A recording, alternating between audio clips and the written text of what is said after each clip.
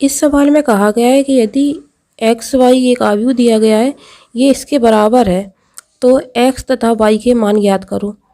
तो यहाँ पर एक्स वाई के मान ज्ञात करने के लिए हम सबसे पहले राइट हैंड साइड को सॉल्व कर लेंगे। तो इस वाले आव्यूह से गुणा करना है सबसे पहले, और हम जानते हैं गुणा करने के लिए हमें सबसे पहले ये चेक करना होता है कि गुणा संभव है या नहीं।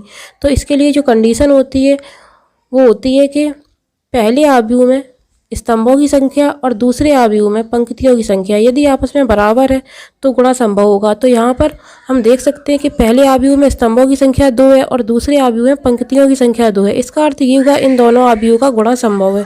तो हम सबसे पहले इन दोनों आव्यूह का गुणा कर लेंगे। आइए तो गुणा कैसे करते हैं।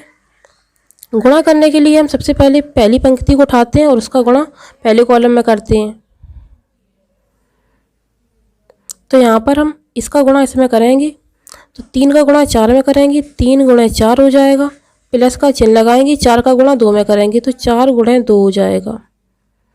इसी प्रकार से दूसरी पंक्ति उठाएंगे, इसका गुणा हम दूसरे आव्यूह के कॉलम में करेंगे, तो 2 का गुणा 4 में हो जाएगा, 2 गुणे 4, प्लस का चिन्ह लगाएंगे, 3 का गुणा 2 में हो जाएगा, 3 गुणे 2। इसे अब हम आगे सॉल्व कर लेते हैं। सॉल्व करने पर क्या होगा, एक्स वाई लेफ्ट साइड तो ऐसी ही रहेगी, राइट साइड सॉल्व होकर आएगी। 3 चौको 12, यहाँ पर 12 आ जाएगा, प्लस 4 दूनी 8। इसी प्रकार से यहाँ 4 दूनी 8 प्लस 3 दूनी 6। अब इसे आगे हम जोड़ लेंगे तो हमें क्या प्राप्त होगा। सॉरी, ये बटे की लाइन नहीं है। एक्स वाई बराबर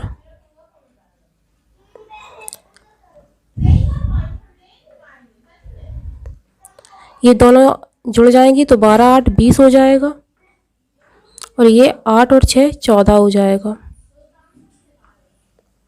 चूँकि ये दोनों अवयव आपस में बराबर थे तो इसके लिए हम जानते हैं संगत अवयवों की तुलना करने पर ये दोनों अवयव आपस में बराबर हैं, तो x बराबर 20 हो जाएगा यहाँ से, और y बराबर 14 हो जाएगा।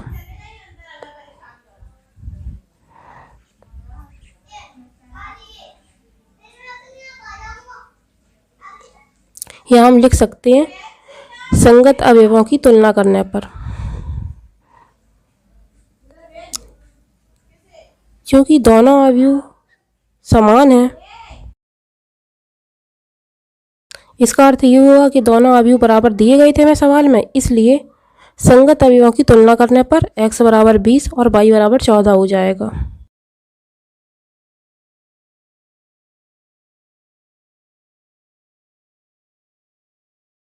अगर आप लोग अवयव की कंप्लीट थ्योरी पढ़ना चाहते हैं तो नीचे आपको डिस्क्रिप्शन में लिंक मिल जाएगी, वहाँ से आप अवयव को बहुत ही डिटेल के साथ पढ़ सकते हैं, जिसके बाद आपको किसी भी सवाल को सॉल्व करने में कोई भी प्रॉब्लम नहीं होगी।